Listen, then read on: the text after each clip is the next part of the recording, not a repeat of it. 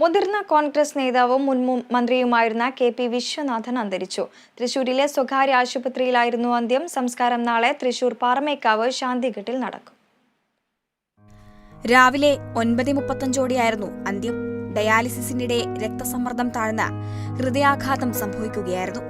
ഏറെ നാളായി വൃക്ക സംബന്ധമായ അസുഖത്തെ തുടർന്ന് ഡയാലിസിസ് ചെയ്തു വരികയായിരുന്നു. ഇതനുസരിച്ച് ഇന്നും ഡയാലിസിസിനെത്തിയപ്പോഴായിരുന്നു അന്ത്യം സംഭവിച്ചത്. തൃശൂർ ജില്ലയിലെ കുന്നംകുളത്ത് 1940 ഏപ്രിൽ 22 ജനനം. പ്രാഥമിക വിദ്യാഭ്യാസത്തിന് ശേഷം തൃശൂർ കേരളവർമ്മ കോളേജിൽ നിന്ന് ബിരുദം നേടി. യൂത്ത് കോൺഗ്രസ് വഴിയായിരുന്നു രാഷ്ട്രീയ പ്രവേശനം. 1967 മുതൽ 70 വരെ യൂത്ത് കോൺഗ്രസ് തൃശൂർ ജില്ലാ പ്രസിഡന്റായി. കുന്നംകുളത്ത് നിന്ന് 1977 1980 വിജയിച്ച MLA ആയി. 1987 മുതൽ 2001 വരെ കൊടകര മണ്ഡലത്തിൽ നിന്നും നിയമസഭയിലേക്ക് തിരഞ്ഞെടുക്കപ്പെട്ടു.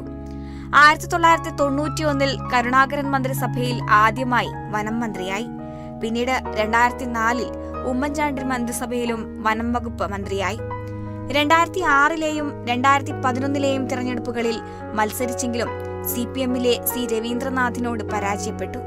വനം മന്ത്രിയായിരിക്കെ മയക്കുമരുന്ന് വിരുദ്ധ പ്രവർത്തനങ്ങളിലും വനം സംരക്ഷണത്തിലും കൈവരിച്ച പ്രകടനത്തിന് ആന്റി നർക്കോട്ടിക്സ് കൗൺസിൽ ഓഫ് ഇന്ത്യയുടെ ദേശീയ അവാർഡ് നേടിയിട്ടുണ്ട്. മികച്ച പാർലമെന്റേറിയന് മാതൃകാ സാമാജിക് അവാർഡും ലഭിച്ചിട്ടുണ്ട്.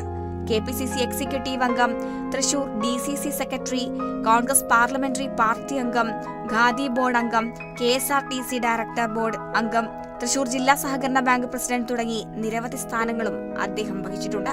Kerala vision news, Thrissur.